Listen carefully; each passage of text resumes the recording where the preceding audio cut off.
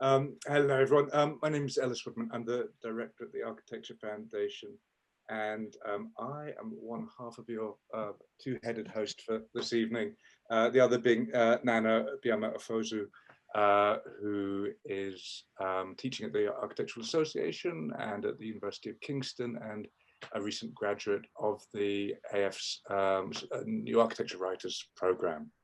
And you'll have seen, I think, some of the events that she was a part of last month as one of the graduating cohort of the NOR writers.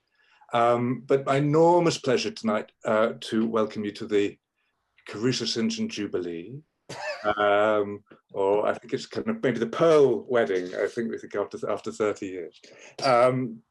And we've got about 1,000 people have registered for tonight, so they're going to be quite a lot. I can already see kind of over 400 people in the room, and I'm kind of very conscious that probably quite a lot of them weren't even born in the time period that we're in 1990, kind of the period at which Adam and Peter established their practice.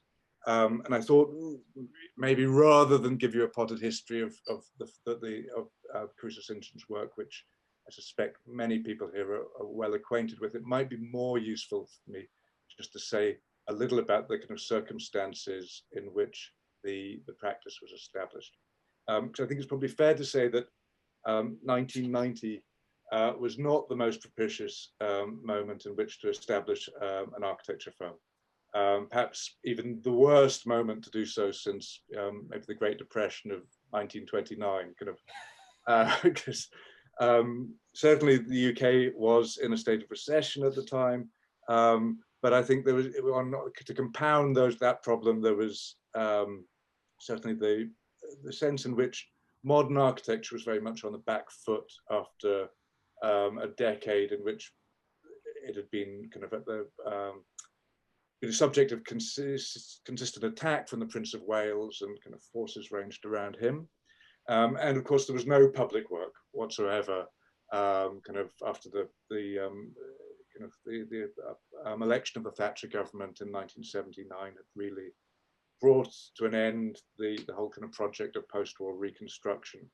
And what modern architecture there was being built in the UK was really at the scale of shop interiors of the kind that practices like Stanton Williams or David Chipperfield began to were working on at the beginning of their careers. And I think for me, it's kind of interesting that we're kind of partnering tonight on this event, in that the Architecture Foundation's history is almost exactly coincident with Caruso St John's. We're celebrating our 30th anniversary next year, and the AF and Caruso St John's kind of early history are quite heavily intertwined. So I mean, I first learned about the existence of Caruso St John as a practice through the publication of their entry in the Birmingham Foyer competition of 1992. Kind of subsequently, they were featured in this exhibition, which I think took place in the Economist Building, New British Architecture, which was kind of 10 practices who'd all notionally been trained in Britain in the 1980s. Adam evidently kept a bit quiet about his history in order to get in under the fence. And then later the Future Southwark initiative, which gave rise to the Bankside signage project, was another sort of AF initiative. And I think one can see that the Caruso St John and the AF were very culturally aligned at that moment, particularly I think around an interest in reconnecting with an architecture culture of the continent. And one looks at British architecture in the 1980s, and it was overwhelmingly defined in terms of high tech or postmodern classicism. And there was this interesting moment in the early 90s when there was a new generation emerging, which were very actively looking to what was happening on continental Europe, and the AF was quite instrumental, I think, in putting on lectures and exhibitions around that territory. So I kind of give this history really as much as anything to just offer a word of encouragement to the people who are in the room, who are kind of, maybe starting out in their careers. And because I think we are living at the moment a kind of a period which is equally challenging and in very different ways. But I think the early 90s did prove to be a moment of fantastic sort of invention and transformation of British architecture culture. And I think we have to have kind of optimism that the years we've got immediately ahead of us are going to prove similarly vital.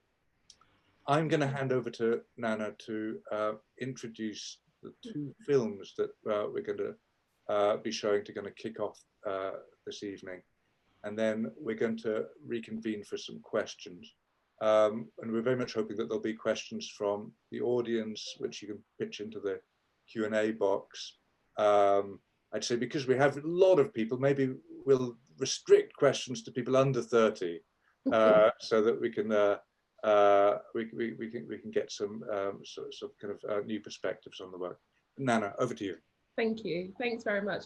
Firstly, thank you to the AF, to Ellis, and to Peter and Adam for having me join you in this conversation. It's a real pleasure.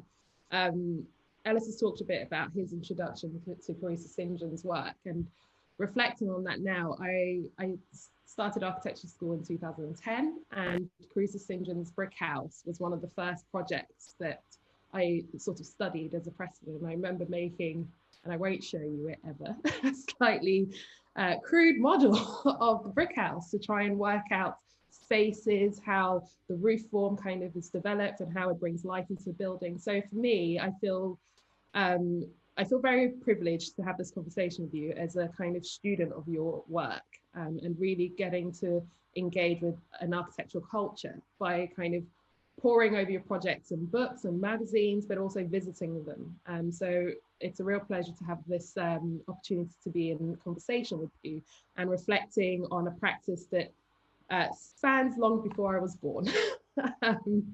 And so tonight we'll be viewing two films by the practice. And the first is the Swiss Life Arena in Zurich in Switzerland, which was won in competition in 2012. The commission is to organise the partnership between the ZSC Lions Hockey Club and provide a new 12,000 seats arena, which will be home to the club. And in this building, we watch Adam, Tibor, Adriana, and Michael and visiting the sites and watching the projects under construction and taking us through a kind of journey and a story about the projects, but also a real interest in the making of architecture. So I won't spoil it too much by giving it all away. So perhaps we can delve into the film.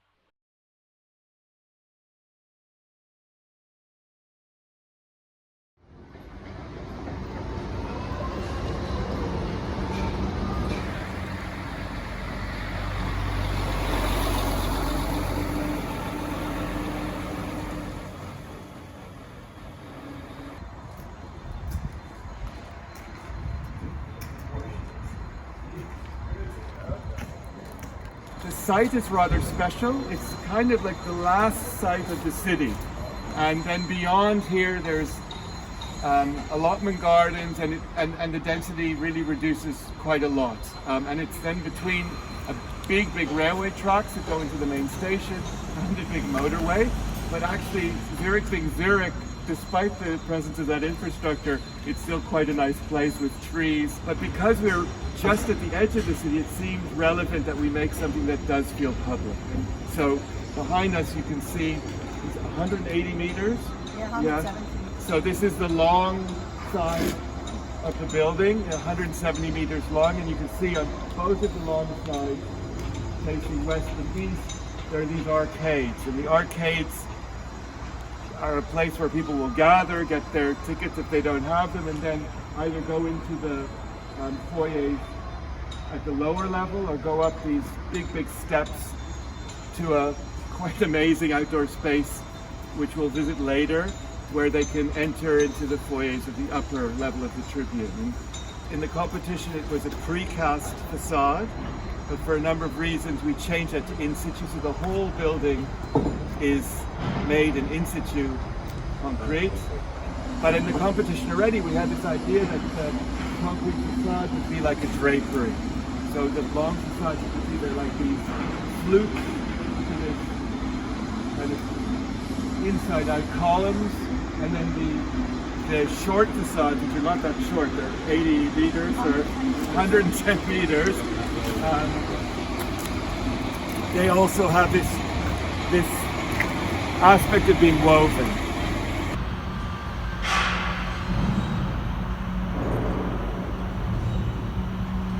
I think the reason that we wanted that we turned actually the main hall from one long side to the other side, so about 90 degrees, which allowed us that because the site was very small, you still can see that here that it actually ends where the orange wall is, so the long facade is tight for all the traffic, for all the visitors and the people, and so that to do that was the advantage that we then get the big terrace on one side, on the other side the training hall with the business group, which are along the long side of the ice field. And I think that strategic change of the brief actually, or the test plan, and I think that offered a lot of the arcade, etc., all these elements which are very archaic and very elementary. I think normally the sports, a typical like North American sports building, the field is almost like an interior which is within a shed. And exactly what you're saying, by spanning the main room from side to side, from west to east, this arcade is somehow implicated in the way the structure works.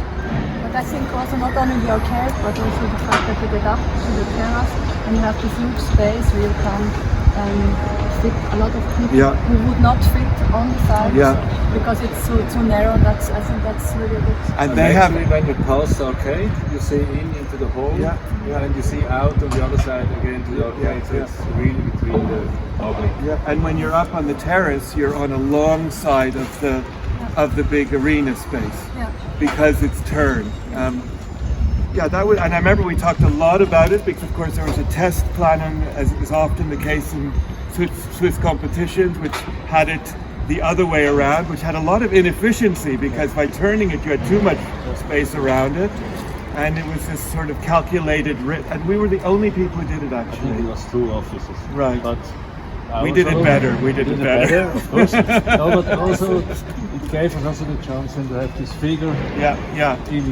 In section and along the long facade, that we have the lower parts and the really high part, which get higher and higher as we work on the project, which just made it better actually. It's more powerful and strong. That was the other thing that we talked a lot about, that it would have a figure. It's such a big building, and even if it's 24 meters to the, it's even higher. Now it's higher. That it wouldn't look tall if it was one height. It would just look like a lump. And by suppressing the ends,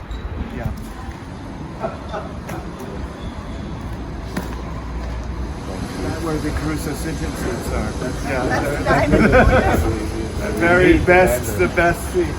But you can also see how the facade of the big room kind of continues some of the themes of the facade in the same material, and it's kind of making also the identity of the interior.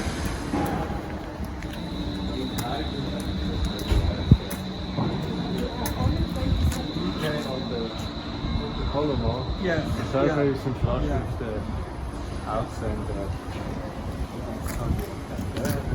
the Lions currently rent time in the Hallenstadion, which is a multi-use arena, and they're not at the top of the pecking order. So it's very frustrating for them that they get bumped for other events.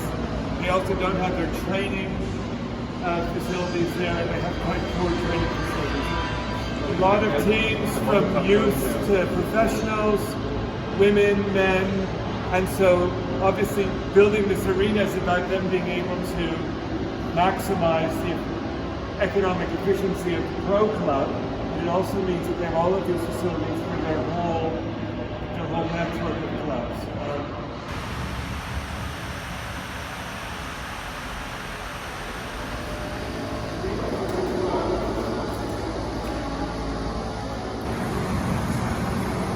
So this is one of the courtyards in the, this is We had 5 at the beginning, then we had 4, then we had 3, and now we have 2. Then we have here the 2 stairs going up internally to the VIP boxes. We have this separate balcony and it's just a connection between the 2 facilities.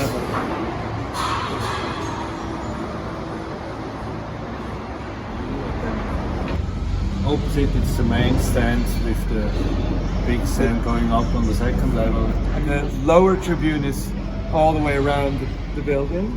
And then there's this asymmetry, so the upper seats are taller on the other side, and then the equivalent on this side is the business club and the VIP.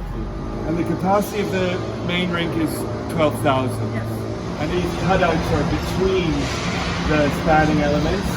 And is there natural light coming in still? Okay, so but the idea is that they're bringing some gentle light in at the 2 ends of the arena.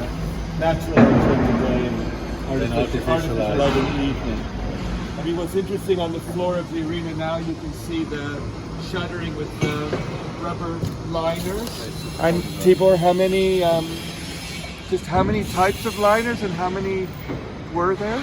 For the in situ concrete, we had 59 different types. Types of liner? Yeah, and in total it's 3,142, I think. So how many times can each one be used? Around 20 times. 20 times. Yeah. And there was a big process of rationalizing, wasn't there, Right. to repeat as many as Right. possible? I think in the beginning we had about around 80 different types, and then we. Especially on the long surfaces. Yeah. All the corners are special. Special, yeah.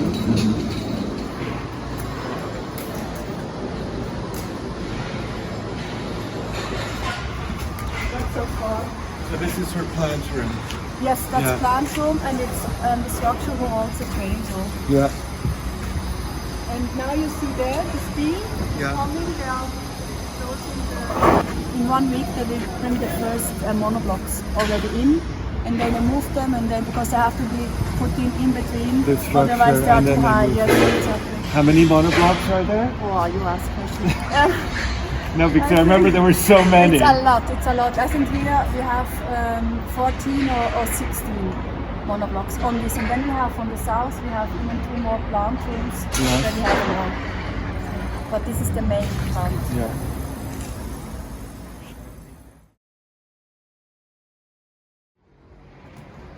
Players entrance as well. Into the building. Into the building. Go down They to go the- down to the- which is the level of the ice rink. It's 20 dollars. To the changing rooms and therapy and all that stuff. So that here you can see with the board on the screen, and then the big lamp, and then the 24.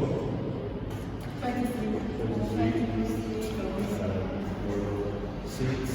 That's the big lift for the trombone going up to the training hall. Has to go Yeah. by lift. My friend, his father's law firm had season tickets for the Canadians behind the Canadians bench. That was like the best seats because the Canadians were there. You hear the coach shouting at the players, and you're the people who you were fans of were right there. This box will be in some box is going to be dark. It used to be all the I stands. know. They are now normal again.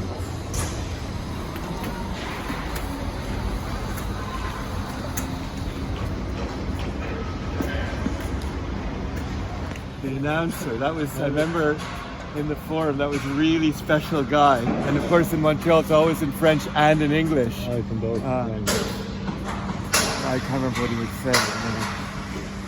Always, and there was an organist. So when they weren't playing, there would always be a play. And then it would stop when they stopped the puck and they would start to play. But it's recorded music, I know.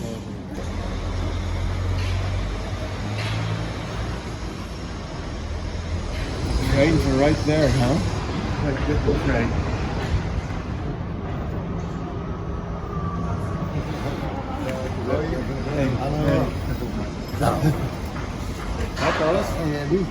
Yeah. Very nice to meet you. Italiano, Svizzera, francesi. And Bocca. And you know you're very, very important in the process. No, anch'io sono contento. Stiamo dando il massimo, ieri sera abbiamo fatto un po' più lungo per bitumare quell'altra. L'abbiamo finito alle 6:10.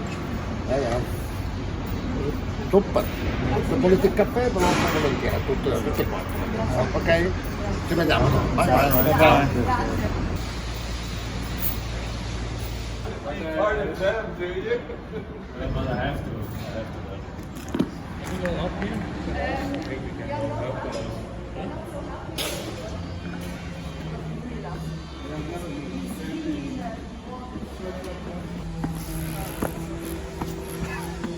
So this is what you don't do on a construction site. So this is the end facades. Whereas Tibor just mentioned, we did so many versions of how this weaving would work, looking quite seriously at how drapery works, but also in terms of the number of molds and everything, trying to get the tiling to work in terms of the shuttering and the casting.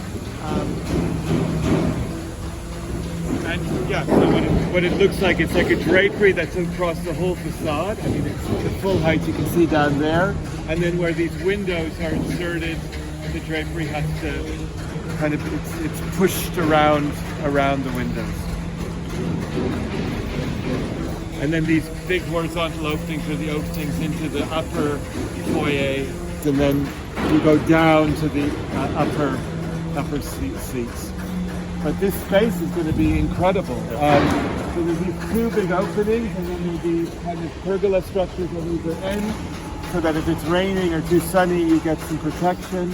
And by turning the direction of the big room, we gained the space because we didn't need all of the volume. But it was quite an early idea that, that when we saw we could do it, and also with these big stairs, we really thought that it was something worth doing.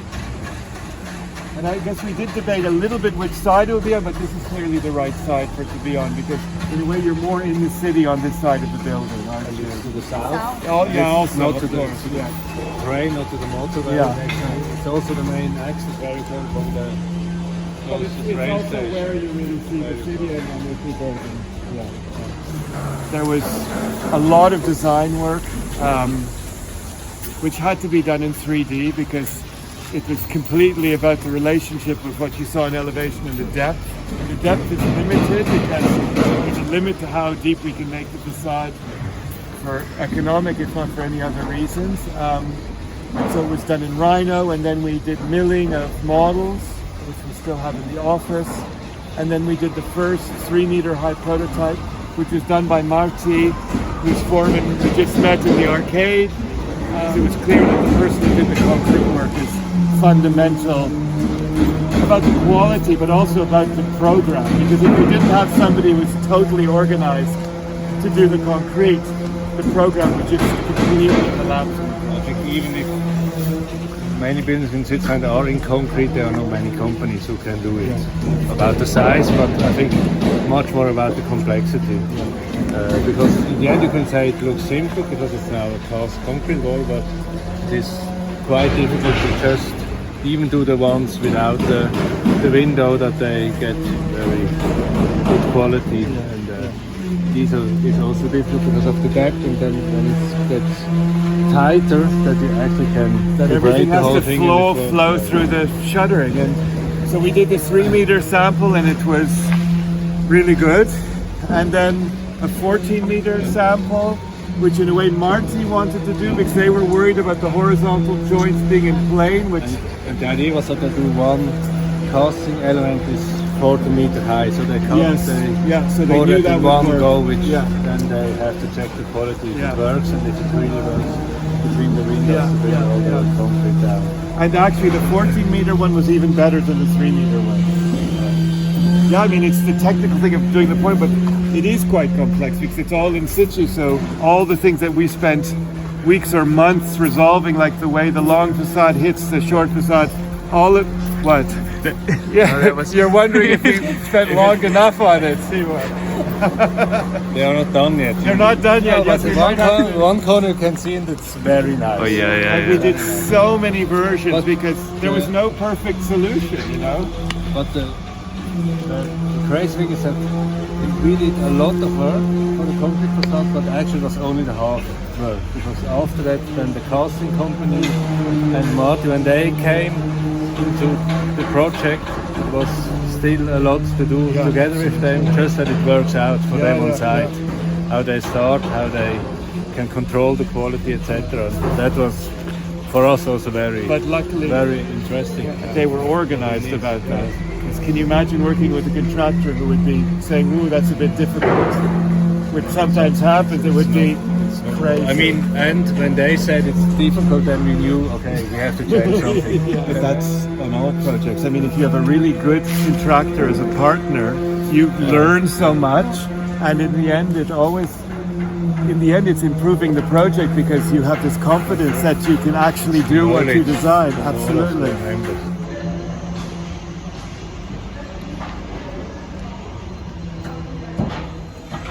So these are for these, what would you call them? Pergolas. They're very, very big pergolas.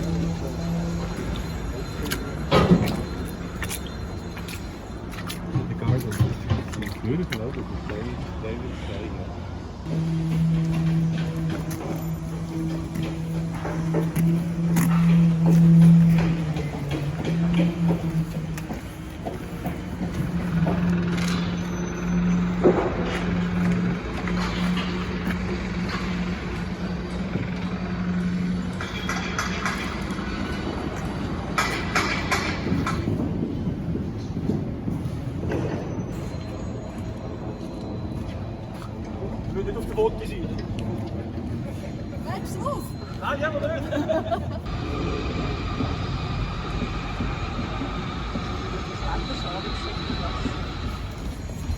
We have the perfect weather and the sun is in the perfect place, isn't it?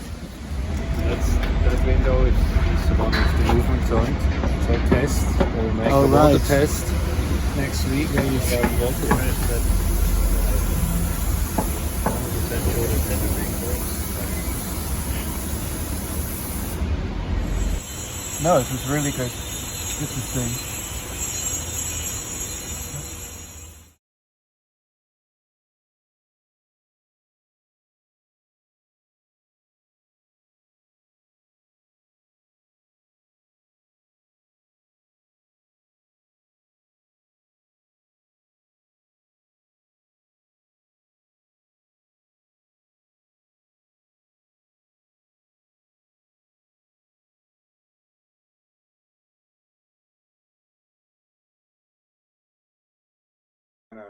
Over to you. Great. So that's the first film, and there's lots to discuss there. So I'm really excited to delve in. But before we do that, we're going to watch the second film, which is Adam and Peter's first project, first new building project, and it was for a private house in Fishertoft in Lincolnshire. And it's a small house, but actually holds quite a lot of ideas in it. And I think ideas have become recurrent in their practice as they go on. So without spoiling too much, we can go ahead and watch it. And I think that the really interesting thing here is this revisiting one's first kind of major project 30 years on, and kind of reflecting on that and seeing how the architecture has been adapted by its inhabitants and how they use the building. And really this idea for me that, you know, the building being complete is just one half of the story. Actually, it's a very minute part of the story. And actually the life of the building beyond that is really worth thinking about. And so I think this film is really great for doing that and showing that.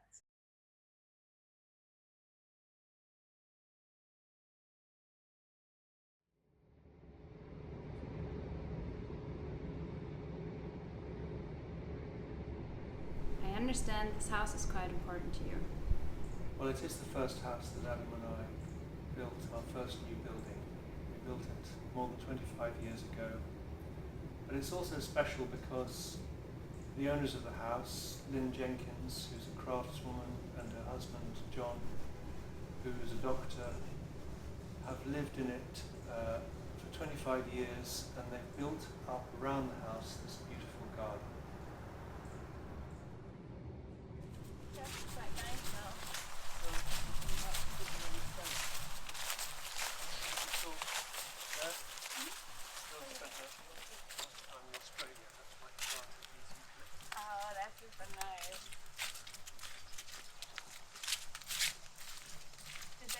When they moved in the house? Yes, they're very keen gardeners. They've grown a lot. That's beautiful.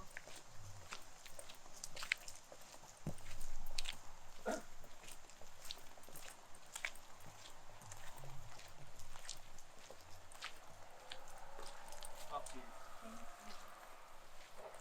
There's a knock on the door. Hi. Hi Lynn. Hi. How are you? You don't. You're being filmed. Yes, okay. Yeah, good. Facilities. All right. I'll see you round. We go round. Oh, yeah. Which way should we go round? That way.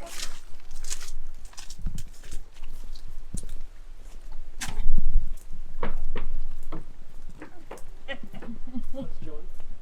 He's out in the garden somewhere.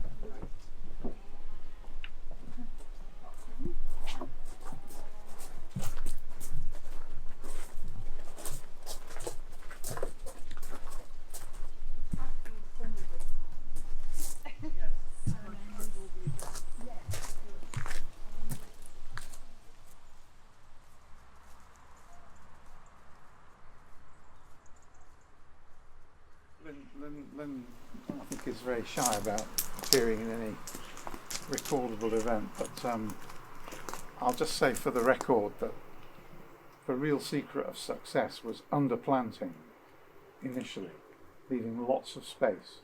Mm-hmm. Right. And then nature has done the business, and that really has been, because we haven't had to take anything out. Yeah. It's just not become too overgrown Mm-hmm. at all. So that's been good. That's been good. And the other really sort of lovely thing about it is that lots of friends present and who've passed on have presented us with trees. Oh, And so we have memories of a lot of these trees have friendship memories, which are quite special and personal.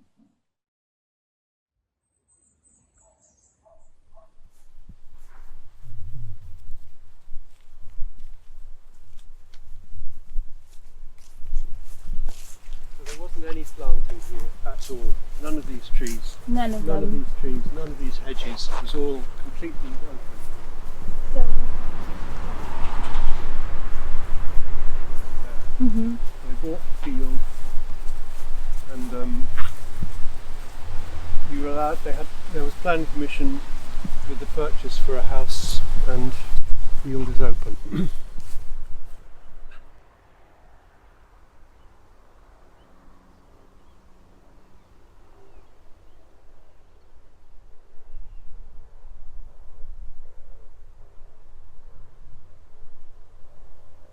It gives it a really nice frame. It frames the house perfectly. So, when we designed it, we had to design it for a pretty low budget. I think the budget was about £100,000. Mm-hmm. It actually cost £106,000 because the carport was extra. That was £6,000. Adam detailed the carport, so that was Brilliant. one of the most expensive parts of the building. So the idea of the house is that to keep it cheap, it has this compact square plan, about 11 metres square. I think the total floor area of the house is about 150 square metres. And the idea is that the pitched roof of the house makes this vault. Yeah. It's like a dome over the centre of the living room, which is a hall, and then the smaller rooms of the house are arranged around the hall, so that it's very compact and efficient for its use of space for itself. And I suppose it was important that it looked like a house. We'd made a house, our first buildings had quite a big decision. What should it look like? Mm-hmm. We thought to make a house with a flat roof would just make it stand out too much from this place, and we thought it was best to do something that felt like it belonged to the place, but then it has many aspects to it that make it feel different from the place. Details which I can talk about. The shape of the building can make it a bit strange, but of course it wouldn't feel strange if it wasn't at the same time working with things that you're familiar with. So it has a pitched roof like all the other houses in the village. It's built in brick, but actually the shape of the roof is faceted to make this dome, and the arrangement of the windows is also rather strange. It's difficult to see whether it's a single-storey house or a two-storey house. It's a bit like a child drawing the house, I suppose. So I like the fact that it's a bit ambiguous what it is.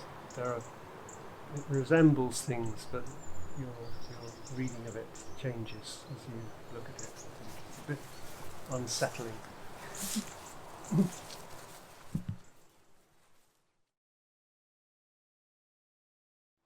I can remember Adam, because he's from Canada, there's a kind of North American tradition of building houses with timber stud work.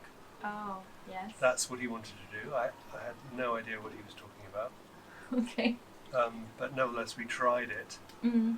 And of course, local builders had no idea about this form of construction either. Okay. Adam thought it would be cheaper, quicker. But the builders didn't agree, and when the project first came back with the first cost calculation, that was a pretty dramatic moment when we almost lost the commission. Oh no. And we had to change the construction back to blockwork, cavity wall, insulated cavity wall construction. I think now you would build a house out of timber. Yeah.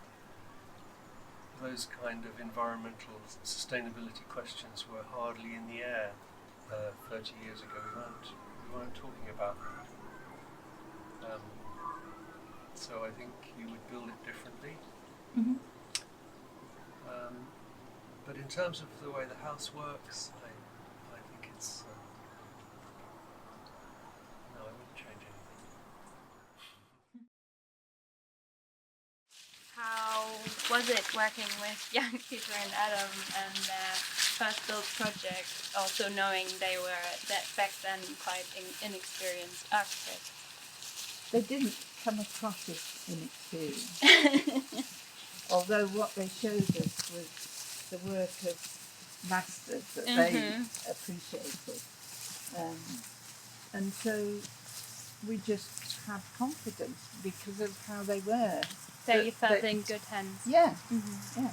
Peter was very strong regarding what he wanted and what we wanted, and he was able to defend his position with the local planners and the very sort of restrictive view of the rural Lincolnshire planning departments, and he handled them extremely well with a sort of iron fist in velvet glove type approach. But there were two characters, weren't there? So one had, so their strengths, combined strengths, were much greater because of the partnership. Cool. That's nice to hear. You were asking what it was like. What it was like when we were designing these early projects. And what I can remember is it was very exciting, but also there was quite a lot of uncertainty. We didn't really know whether what we were doing was interesting, and And so I can remember we sort of rolled the drawings up and went to see Tony Fretton in his office and showed him the project because we wanted somebody to tell us whether it was interesting or not. And he was encouraging, and that was helpful. But it was a time when we were kind of trying to work out what we wanted to do. Yeah. So in our competitions, you can see how the things we're interested in develop. And in our earliest projects, there was a lot of influence from OMA, Cool House projects that we thought were really special at the time. But eventually we got to a point where we thought, well, everyone else is interested in this. This isn't what we want to do. So we decided to sort of march off in the other direction and make architecture that was more interested in thinking carefully about the physical nature of construction, making an architecture that was coming from looking at found things and real places, more about, I suppose, a continuity in architectural culture that we liked in Venturi and in Rossi, not the kind of glamour or the drama in program, or the kind of bright, more rhetorical idea of making the city. When local planning was very restrictive, very conservative. I mean, I just tell you, I was outside planting one of those eucalypts as a sapling, and an elderly gentleman came by on his push bike, and he stopped and he looked at the house and he said, "What's that then?" And I said, "Oh, it's a house. I've lived here 50 years and I've seen nothing like it." And he just rode off. And this is what you're up against. So, I mean, that's absolutely what happened. And I thought, oh, that's good. He's learned something, not wishing to be patronising. Oh, yeah.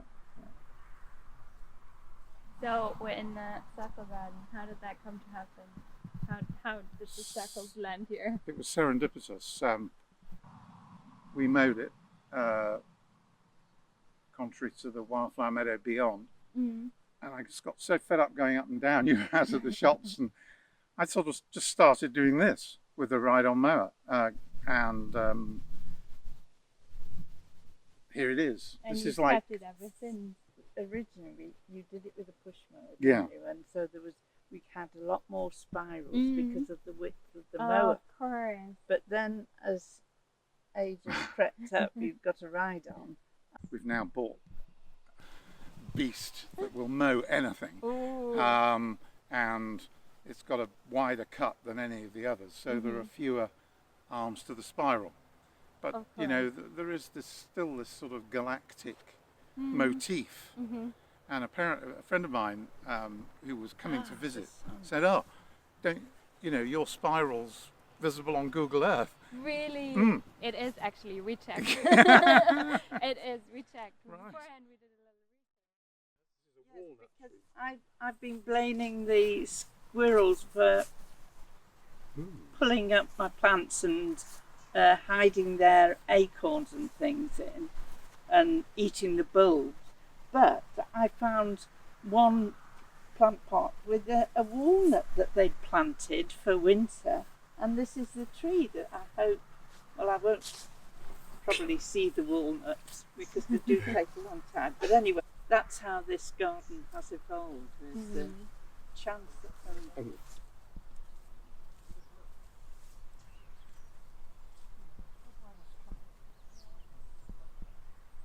the sun!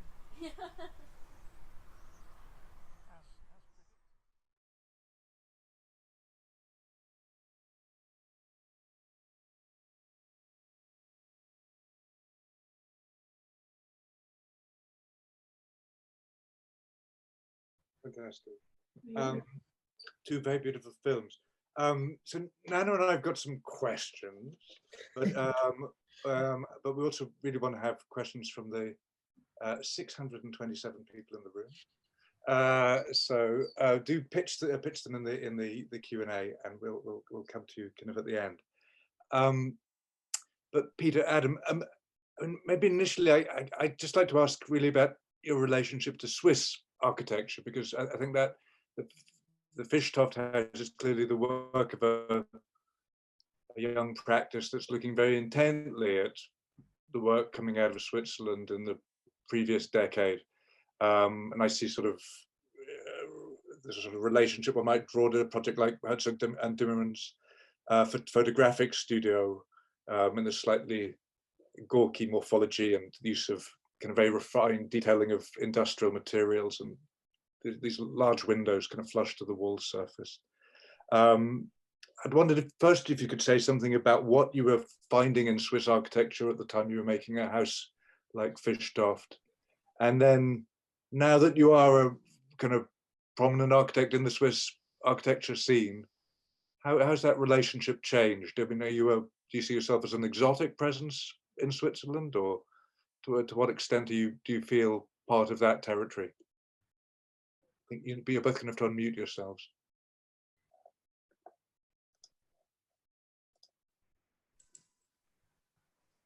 You want to answer, Peter? No, you answer, Adam. You're the... I'm the professor in Switzerland. Of course, I mean, Peter mentioned we were looking at OMA a lot, and it wasn't really before. We were looking at OMA and we were looking at lots of things at the same time. And, you know, I remember I was invited to do seminars with the MA students at the AA about Koolhaas and Delirious New York and things like that. But yeah, we were very interested in Herzog de Meuron and Diener, but also Caesar. And it's what you said at the beginning, I think the foundation, but before the foundation, 9H was this kind of very important, but not widely attended or read magazine and venue. Occasionally there were lectures.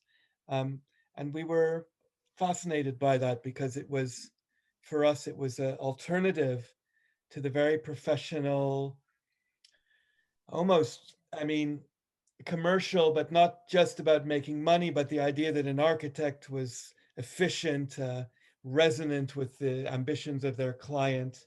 That's what the generation before us was really talking a lot about, you know, the high-tech people, and even the second generation high-tech people who were doing a kind of neo-modernism. And for us, this example of European, of continental practice was that architects were writing about architecture, not only their own architecture, but about architecture that was important for them. And that was really important for us because we were looking for another way of practicing. And also this idea, and it was, you know, timing was a bit lucky. We started teaching when we started our practice. I mean, Peter actually taught a little bit before, and we did competitions, you know, and that's not what everyone did. That wasn't the typical way that you started a practice in Britain or in London. There were other ways. And it remained a kind of anomalous way of thinking about a practice for a long time. And it did us really well. There's a point at which it kind of, it had limits as well, you know, because in Britain, at least, to do big projects, that's not how you get big projects. You get big projects by meeting with people and having a network. It's not something Peter and I are very good at. And then from Switzerland, I mean, maybe Mikkel wants to say something, but we're a little bit exotic, but we're not that exotic. I mean, what would you say, Mikkel?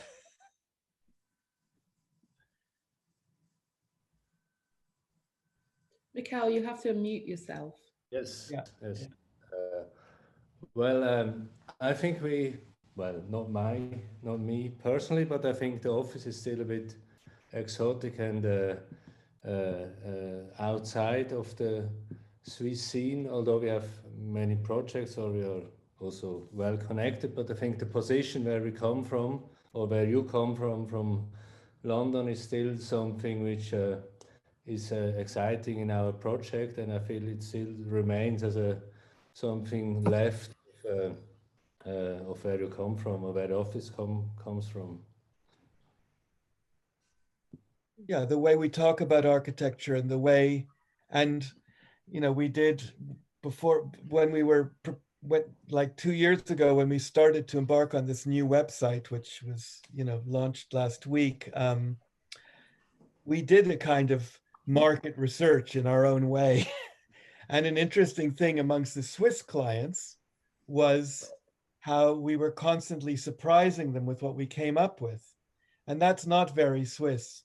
I mean, Swiss architecture still, maybe not in the generation or 2 generations after us, but in our generation, it's still very much about following a line and kind of having the concept and then the design coming out of the concept. And our work is not, it's not so clear to, I mean, I think our work still is conceptual, but the relationship between concept and form is often very mysterious even to us. And so our clients really picked that up. And I think they enjoyed that sense of being surprised by what we would come up with. I mean, the other way we engage with Swiss architecture now is that, you know, Peter and I, and now I've taught in Switzerland now for more than a decade. And so I have a generation of students now who, some of, you know, I've taught them, some of them worked for us.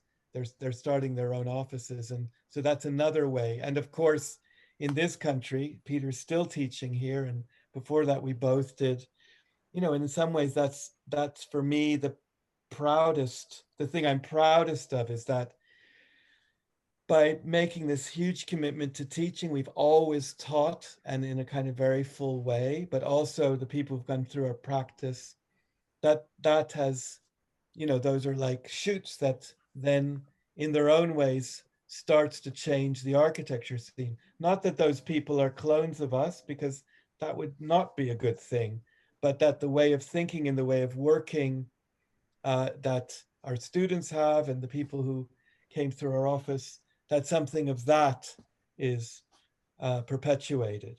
And that is something that I'm, you know, that's the biggest thing that we can do in a way. That's about really trying to form a culture. I think this question about kind of the culture of making architecture and the kind of common themes are really apparent across the films we've seen, even though they're radically of different scale, these projects. But it is really interesting to see how the concerns about the kind of physical nature of construction or of continuity or the kind of everyday and the found in place are kind of embedded in your work, even from the Fischstoff House. Those qualities are shared even the kind of large scale infrastructural projects such as the arena. And I think that it's really interesting that you talked a bit about the kind of earlier works and this culture of teaching practice and competitions, because there's an idea of kind of developing a kind of sensibility about the image of your architecture. And I think that that's a particular strength in the practice's work. And it's also really rooted in this idea of translation. And that's something I find really compelling about the work. And you can see it even from, you know, a rural house to a large infrastructural project, even just comparing across the 2 films, but also actually in the wider sort of body of work of the practice. And I find this these ideas really interesting, but I want to explore a bit about how you also said something about the kind of surprises in your work, which are also something I think are a real delight, and how you sort of maneuver that. How do you sort of move beyond the image and you know, resist being controlled or even seduced by it, but actually rather seek out the common ideas and this idea of working with the kind of translation in your work? And perhaps also, what does that look like in light of 30 years of practice and the next 30? Not the next 30. So Perhaps I'll put it to Peter first. You're asking there about translation. Yeah, translation and kind of, I guess, about common themes and translation, and the idea of the image within your practice.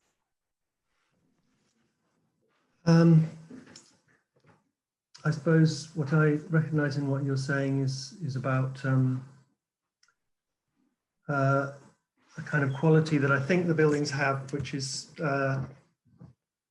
of, in some senses, having a kind of normality. In some senses, they follow conventions. You recognize things in them. They're in some ways familiar. And then hopefully there's always another sense in which it's undercut and surprised, and you're surprised. And that, I suppose, is the kind of idea for me of translation, that you're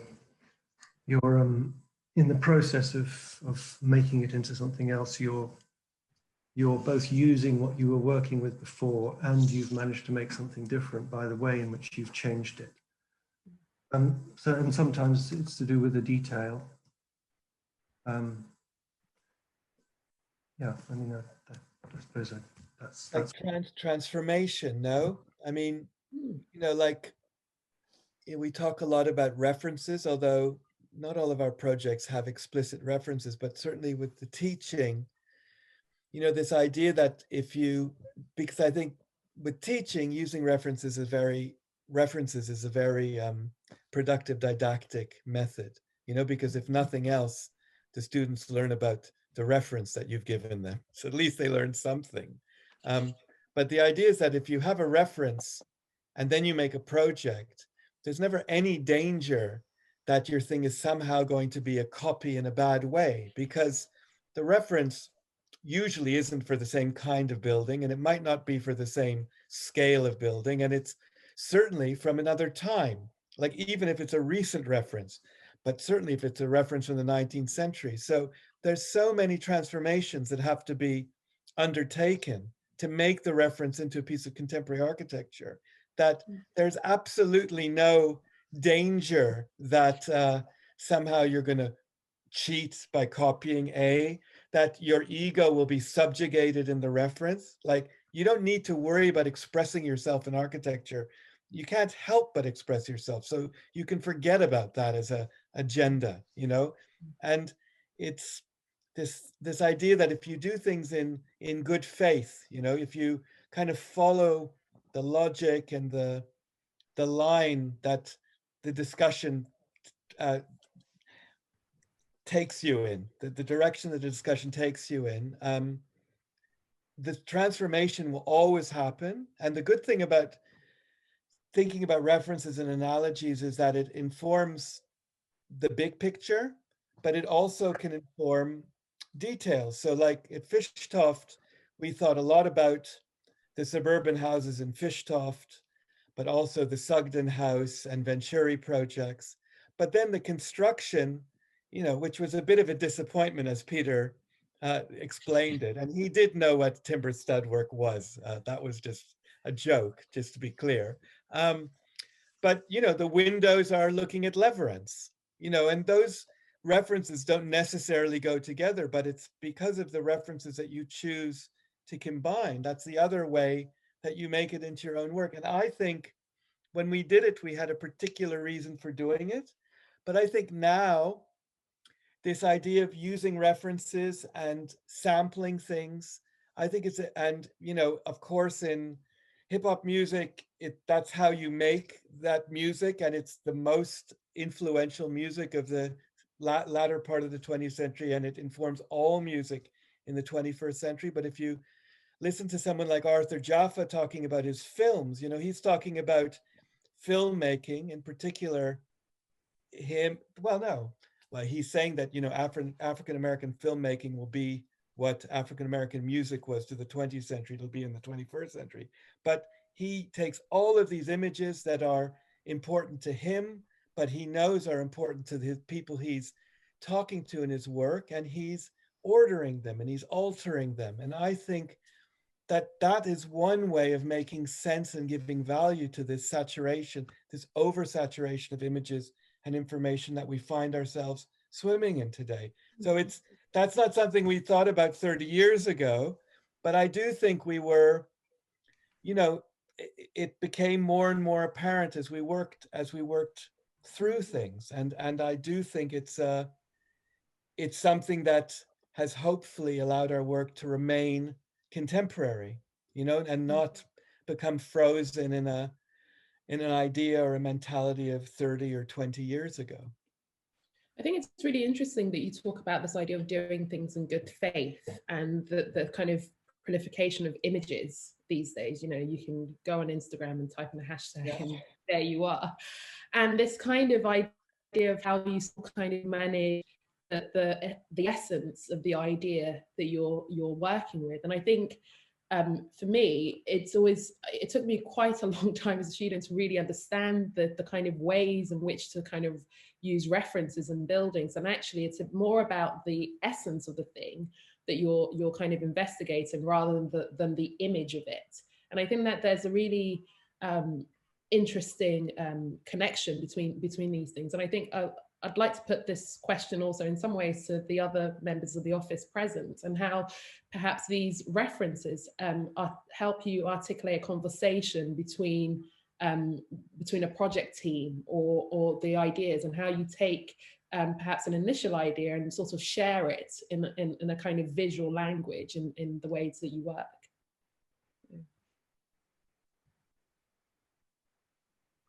So if anyone... I mean, like, Tibor, do you want to talk about having to find the Flaxman drawing? Yeah, that was quite a thing. No, I mean, Adam, one day, I mean, we were talking a lot about fabrics and woven stuff, and early on there was, I think, this idea still from the competition. I think that the whole arena was something about like the theater, like the theater of the 21st century might be the arena, and there lies the idea of the fabric itself. And so one day, after trying out so many versions of the facade, I think we were searching for a way how to deal with doing something like with this limited depth, in a way that we only have 6 centimeters of depth to portray a woven fabric. And so Adam came up with bringing these drawings of Flaxman to the office and said, yeah, take a close look at these. And so we studied these, and we studied all sorts of ways how to translate this idea of the fabric into the facade, which is, I mean, Flaxman was one of these. There was also this idea of the inside out column that you also described in the film. And this idea of, I mean, there was something you sent us from your teaching from ETH, where you had this, this book about the fluting of the Parthenon. Right. Yeah. Yeah. But I think it's a lot of try and error and trying out a lot, and then coming up with new ideas. I think as I understand, the reference is not in the beginning, but during the process. And so you take these, and then you apply, and then you try out again, and then you do models, and you do 3D printing, and you do 3D models, and you do visuals and whatever. And so I think it's also the mix of the media that brings us to the next reference. Mm-hmm. I mean, one of the most consistent conceptual models, I think both of the projects you showed kind of relate to it in your work, is this idea of the tent. I think you could talk about the house in Lincolnshire in those terms, and the arena, but also maybe the brick house or Nottingham Contemporary, and all of these are sort of very explicitly heavy buildings, but they have a certain kind of morphology, whether at a tautness that the wall surface and the roof surface have an equivalence, and the windows are invariably pushed to the outside of that wall surface to sort of maintain a kind of tent-like enclosure. Could you say a little about why that theme particularly has been such a kind of persistent preoccupation? maybe I mean, a tent is a sort of fundamental building, isn't it? And to make a tent in a landscape. I remember a conversation when we were designing Lynn and John's house, where we were looking out at the horizon because it's built on the fens and it's very flat, and there was this haystack in the distance, and we sort of said it should be a bit like that, because the idea of making something that's very compact, and that somehow the compactness of it, the fact that it was dense, went with the sky and the flatness of the horizon, and the building has that quality. And then the fact that the windows are concealing the thickness of the brick makes it look like a veneer, and then the shape is tent-like. To me, that's about trying to use the materials and the details to enhance that sense of the delicacy of making an enclosure, and that you're standing there. You're standing there in sort of middle of the landscape. And yes, you're right. I can think of many examples where one is trying to work with the surface of the building in order to give it that delicacy, so that it's somehow hovering between being dense and at the same time fragile, which seems special.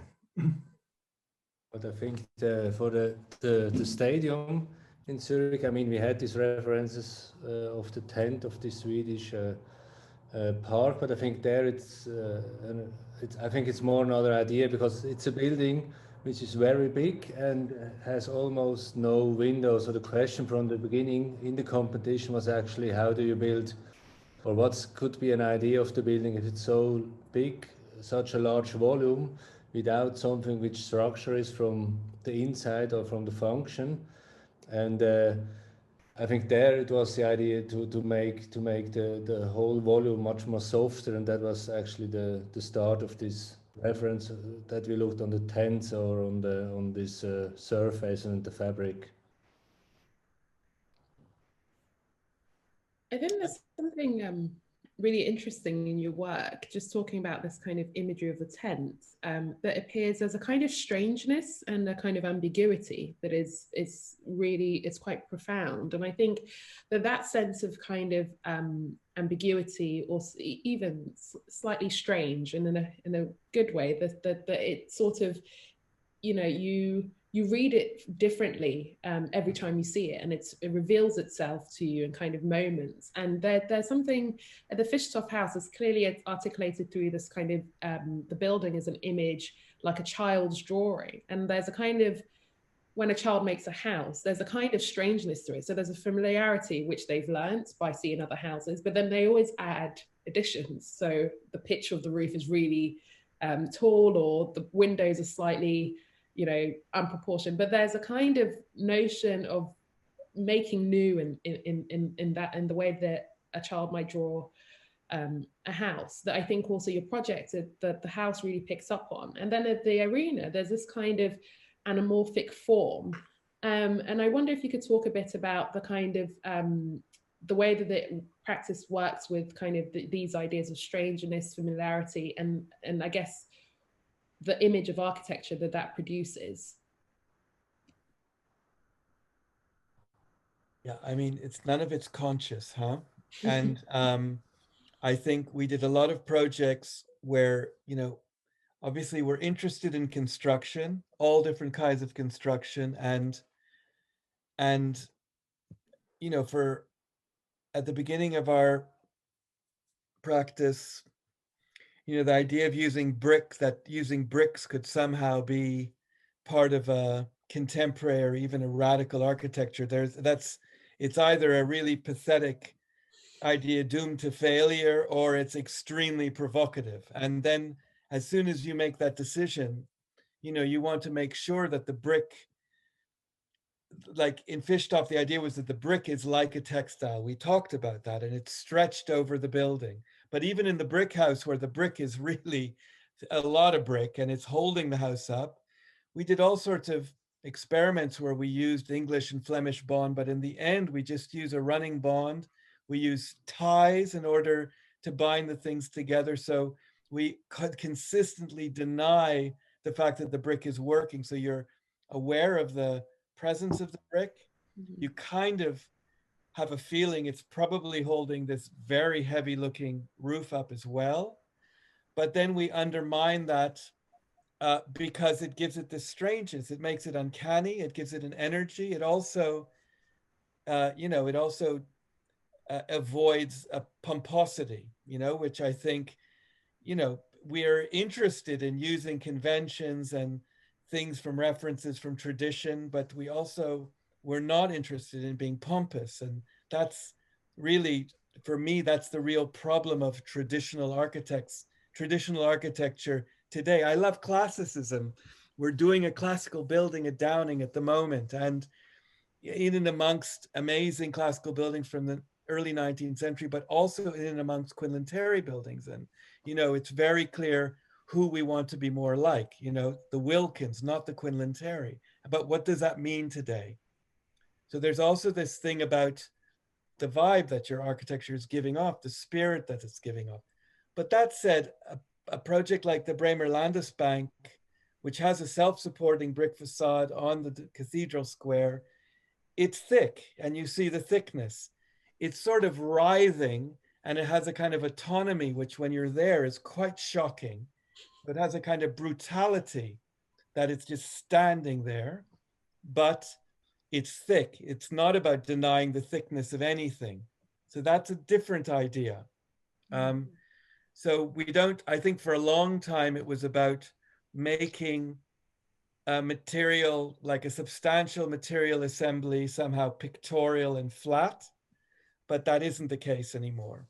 And I think we're also doing projects, a few of which are just being finished, which are more conventional, because actually the kind of surprise and the energy that I'm talking about, that we were looking for, I think it's more difficult to achieve, or maybe it's not as interesting anymore.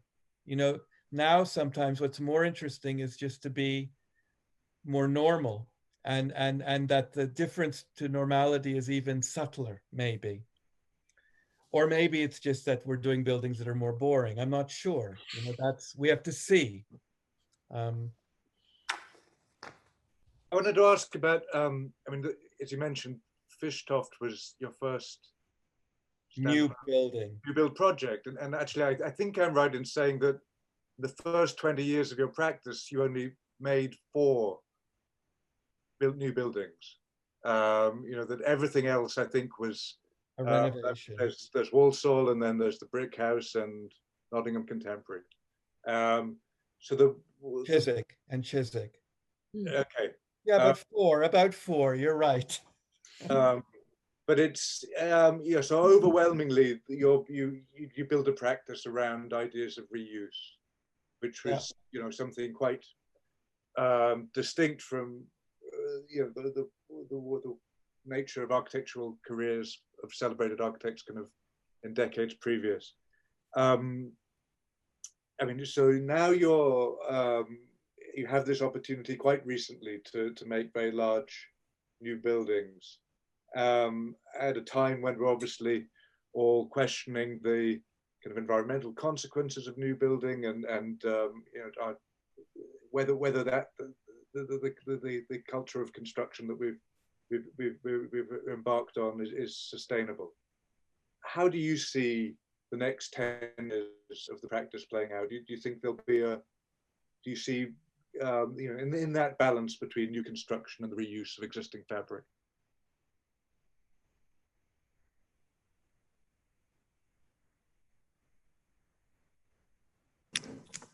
I think the question you're asking is a very difficult one, and Adam should probably talk about it because he often brings this topic up. I think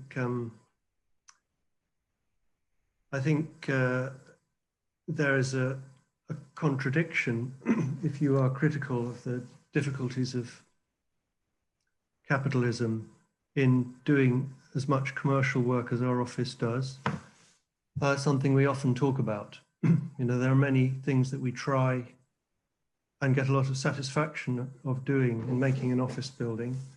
But fundamentally, if you're designing an office building, the financial restrictions mean that it's limited more or less to making as good a facade as you can. I think there are contradictions, and I think the reason that we both teach is because it does allow you to work with young people and to dream and to try and change things in the ideas that you have in your teaching. I think it's more difficult when you have a practice that has been going for 30 years, that has built up a kind of body of work and has interesting people that one's worked with to make the kind of fundamental change that you're talking about. But Adam should talk about that because it is something that's very close to his heart. Yeah, but we have the discussion all the time, and yeah, I think there should be a moratorium on new construction. That would be a perfectly reasonable thing to do. And let's see. While at the same time, we continue to work very hard to build new buildings. Yeah, well, we're not going to stop working on the buildings we're doing, but we're having, more and more difficult discussions about what future buildings we want to do, what competitions we want to accept to participate in. But of course, when you're practicing, there's a kind of a level, a kind of a reality which you have to recognize. But it's not a good enough answer, and I think we need to find a way of answering it. The good thing about teaching is that one is much more, much lighter. You can change very, very quickly what you're teaching, and there's an enormous appetite. It seems in London schools, and in Zurich, it's incredible the difference in what the students are interested in. It's happened in 5 years, a kind of transformation in the expectations of the students, but also how demanding they've become. They used to be, great students, but quite conservative, and it's completely turned around. And now they're really challenging the faculty, and something I've really encouraged. And it's very, very challenging, but it's also really important because, I think the classic in Switzerland, you still can imagine having a classic practice where you do competitions and you do housing buildings. But I think there's some very good students who now don't think that that's what they should be doing, that they should be finding alternative ways of being architects in society. And I think in the same way that when we started our practice, the German part of Switzerland was a kind of paradigm for us. And I would say the scene is less interesting than it was, not because we're there, but because of all sorts of things. Switzerland has been affected by the presence of money, et cetera, in the same way as everyone. It's a little bit more moderated maybe, but it's suffered from it also. But I think in the same way that it was really in 1990, say, or from the late 80s, 1990, really showing a new way of practicing architecture, I think that might happen again.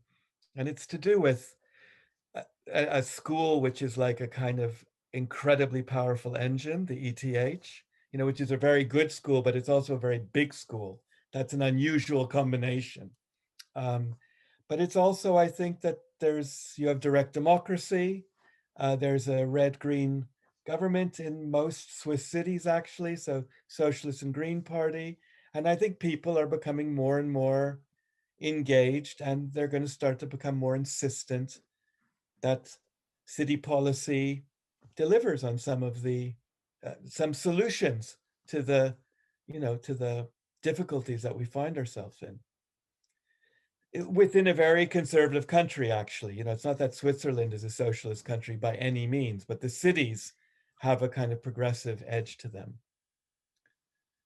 So it's interesting talking with the students, the seminar week that we did, which the AF broadcasts the sessions. Those are mainstream discussions in Zurich now. And I think they will have an effect on policy in a way that they, of course, there's loads of people engaged in those questions in London, but in terms of the public sector has no power or capacity to respond to these demands here. It's much slower, and we've got another 10 minutes, and Nan, unless you've got another burning question, I was proposing we might open it up to the floor. Yeah, well, it was just it's just a very quick one, because I think part of what Adam started to touch on is this conversation across a generation. And I think the films really characterize that by, going to view these projects with members of your office. And I think that there's a really beautiful conversation across generations. And I think even with your collaborators that you went to see the projects with, but also I think with the clients of Fishtoft, and this conversation across by you guys as young practitioners and them as your clients. And there's a wonderful moment in the film where Lynn says, the Schneider's work of masters, so that convinced us. And this idea of kind of the generational conversation and this kind of idea of reference, and I thought that was really rich. And I guess for me, I want to pose this question to Tibor, Lorenzo, Adriana, Eva and Michael about this about this idea of kind of this cross-generational collaboration and conversation that you're part of as working in the practice. Tibor, you should talk as a younger member of the office. Lorenzo. There are younger ones. Sorry, I'm so young, please. Who's the youngest? No, I mean, of course, there's this aspect of generation and conversation of this conversation of the generation, but I think which is even same important is that there's not this conversation of generation, but there's the topic and there's the sense and there's the goal where you want to go. And then something like from both sides, from each side, that comes together and brings then the future or the present, actually the present, and from the present and the future. And so I think it was always, probably you don't go or you don't want to apply to Caruso St John if you are not interested in topics in history, in architectural history. That's something that is just part of the office, and also this sensitivity and not this having to be too loud of everything. But that's not, it's not the only thing. I think that's both sides have part of it, and both sides profit from that. And it's not only being I somehow don't have the feeling, I never had the feeling, and maybe you have to apologize, but it's not like that you have, it has always been a like really productive, really nice, interesting conversation with Adam and with Peter.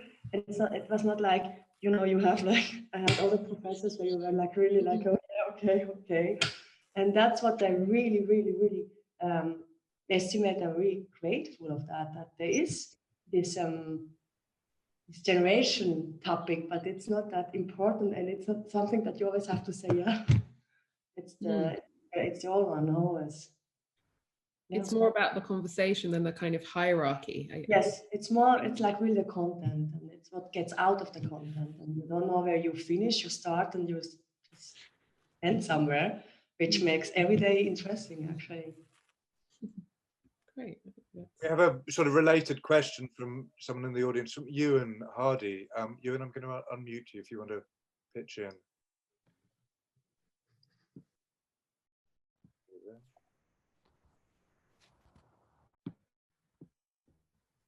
I'm going to read it out if I'm not hearing from you.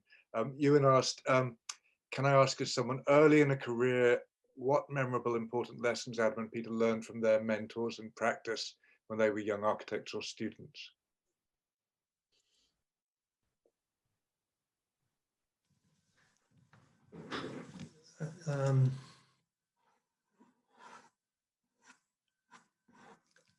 Well, there were many mentors when we were young architects. I mentioned Tony Fretton and Florian Bagel was another person who Adam and I had in common, because Adam worked for him, and then when he left Florian's office, I took his desk space, and we both taught with him. I mean, in terms of lessons from Florian, he was, I suppose, incredibly influential in the example of combining teaching and practice, because he had this office within London Met Architecture School, and he was teaching and he was building at the same time, and just seemed like a really attractive idea that an architect can do both of those things, each one helping with the other, which I guess we did our best to continue. Yeah. Thank you. And although I don't think he's quite under 30, I do see we have a question from Oliver Lutjens. Oliver. Troublemaker, though. He's Oliver, are you there?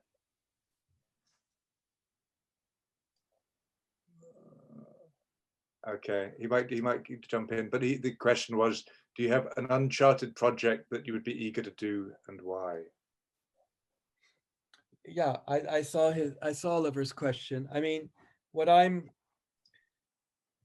would like to do, and it seems to be almost impossible, because we get close to the situation where we can do this, and then events always overtake us somehow, is to work at a territorial scale with a few other people. You know, like the ideal would be where there's already buildings with a good client or with the city, and to kind of lever all of the energies and the potentials of a site. And it could be rural, it could be suburban, it could be in the city. It doesn't make any difference, but where you go to a place with a client who understands that that place has all sorts of values and potentials which are unrealized, and that you would work together with them over a long period of time to make something amazing, and it might not require any new construction. It might be about thinking of new ways of occupying these buildings or refurbishing them, so they require minimum capital investment in some cases, but different strategies in others. And like, I think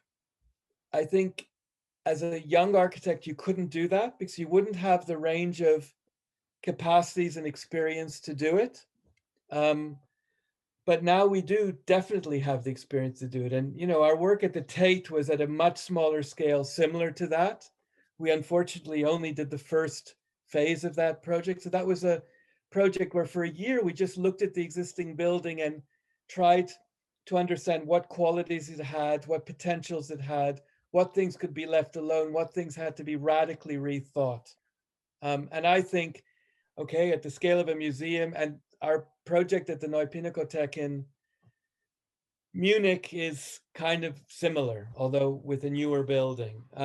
But I think at the scale of a territory, not a whole city, but a part of a city or a part of a territory, I think that's the scale at which some architects at least should be working with good clients, with other consultants, because I think one would learn so much from that, and it wouldn't be about making objects or even leaving one's mark. It would be really about managing and managing a kind of territory so that it is able to go from the state it's in now into the future. Because I think that's what the future of architecture is, and other disciplines in spatial planning. It's the most important thing, and And of course, we try to do that with individual building projects, but it's limited what you can do. And because it always feels a little bit like, yeah, okay, we're doing our best, but it's not very good. You know, it's not good enough. And I guess, you know, the work we've done at Downing, which has been for more than 20 years now, although we've done quite small projects, it feels a little bit like that. You know, we've looked at the whole campus with the client, and we've made master plan projects, and we've made individual projects. And at least it feels like we're working with the client together on something, absolutely together, that neither the client nor us could work without the other person. And that our what we want to achieve are so aligned. You know, that's why we've stuck with each other for 20 years. But it's quite rare, that kind of relationship. I think Oliver was hoping that he was like a moon base. I think that's what he was probably hoping for. But well, one more question from the audience, and I'm going to read it just because I've had such limited success in getting anyone to unmute themselves. Marco Skobler says, very inspiring work. Thank you for this talk. My question is, what advice would you give to someone just starting their own practice? Perhaps something you wish you knew 30 years ago at the beginning.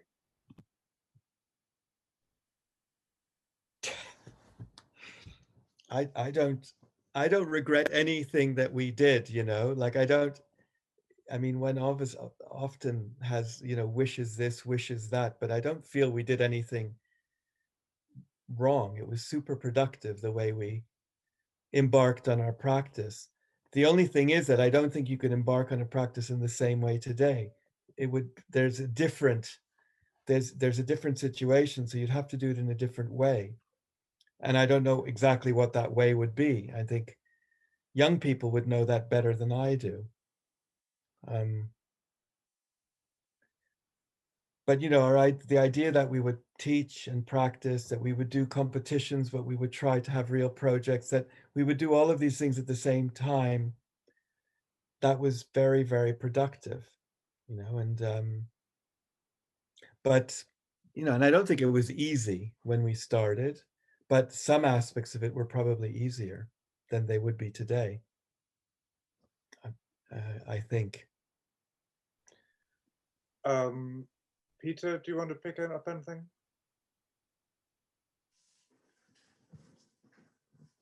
I can't. No, not at the moment. Well, Peter will email you with an answer later.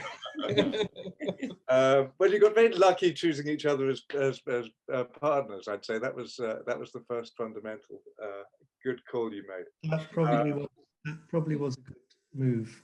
Certainly, it's a lot easier if there's two of you. Yeah. You shouldn't start on your own in the practice. That's absolutely right. That's a kind of really a bad idea at many, many levels. It's very good to be able to talk to someone else, but I also think it's very good to practice without thinking that your ego and expressing yourself is important. I mean, to pick up on what Adriana was saying, like in the end, I don't care where an idea comes from in the office.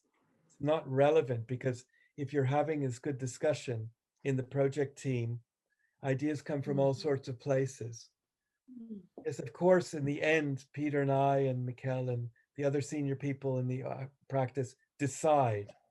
But, you know, if it's my idea or somebody else's idea, what difference does it make? It's ridiculous. And I think in other offices, it's different, you know. So that's a really good thing about having a partner, is that it's explicit that there's two of you right at the beginning. Thank you, everybody, and particularly for the people who made those fantastic films and contributed to them, which is, I was startled by the production quality, which is of a different league from when we had Liza Fior showing us around her park in a 100-day studio. We were trying to match the quality. Yes. That was more verite. But yeah, what a wonderful evening. 30th anniversary. I guess we'll reconvene in 20 years. Is that the next? Yeah. I don't think so. Thank you, and thank you, Nana. Thank you very much. And yeah, this will all be up on YouTube tomorrow.